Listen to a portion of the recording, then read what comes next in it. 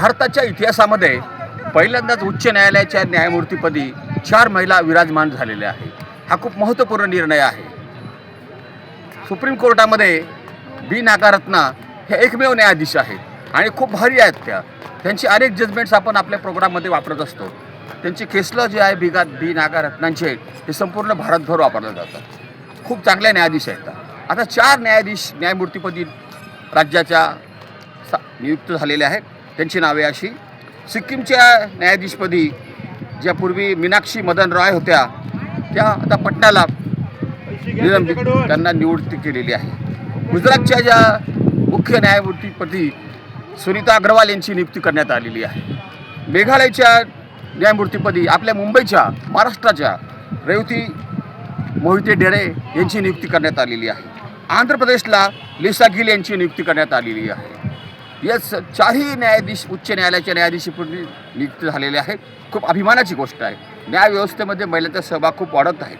फेब्रुवारी 2026मध्ये एकूण 781 महिला होत्या.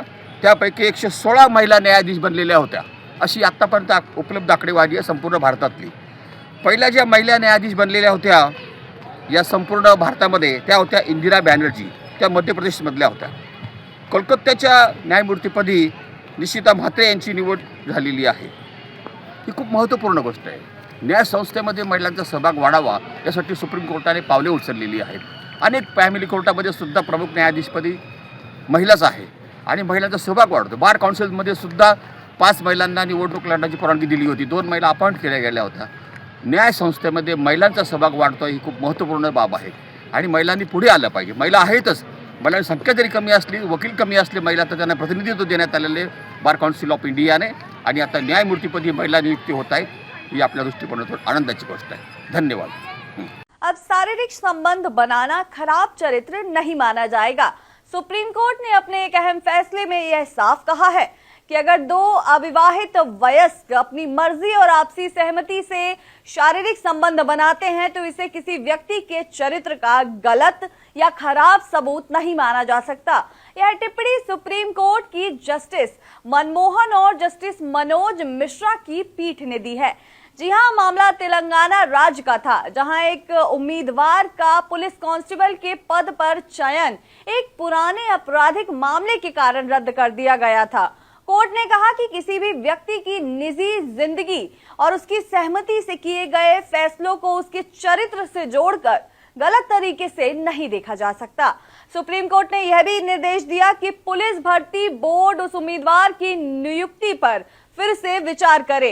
इस फैसले से यह संदेश साफ है कि अगर हर व्यक्ति को उसकी निजी स्वतंत्रता का अधिकार है और कानून को भी इसका सम्मान करना चाहिए, सिर्फ निजी जीवन की सहमति वाली बातों के आधार पर किसी के चरित्र पर सवाल उठाना सही नहीं है।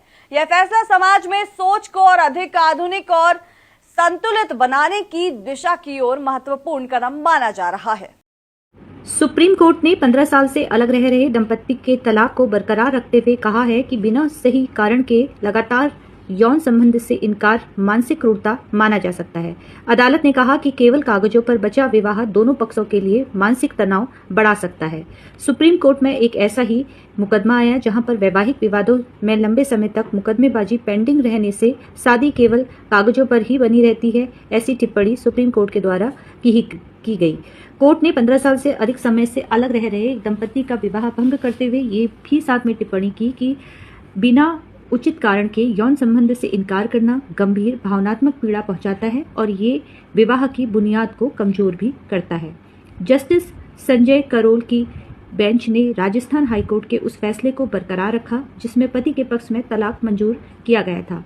हाईकोर्ट ने पत्नी द्वारा कई अवसरों पर यौन संबंध से इनकार को मानसिक क्रूरता मानते हुए तलाक का आधार स्वीकार किया था।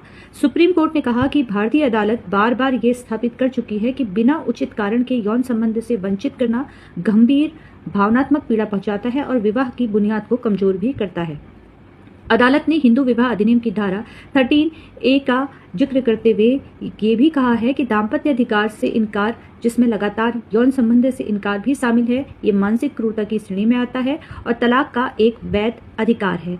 विवाह सिर्फ कानूनी बंधन नहीं है।